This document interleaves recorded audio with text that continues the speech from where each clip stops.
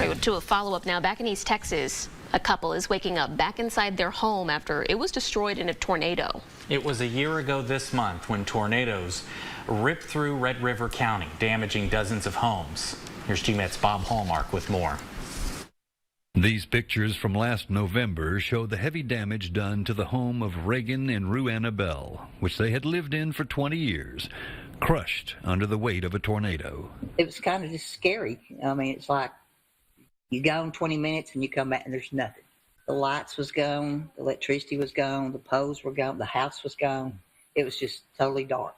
Family friend Regina Miller was at the home when it was hit.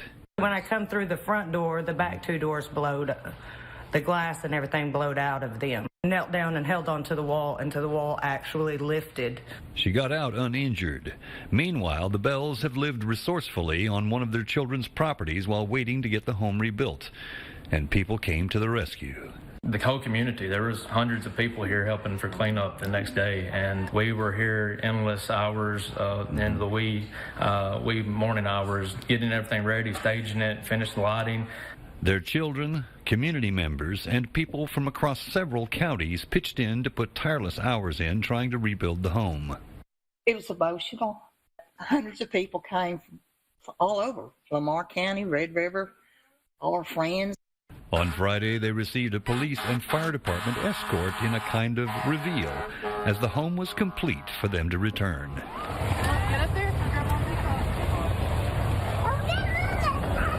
We all cried and cheered and brought them on home.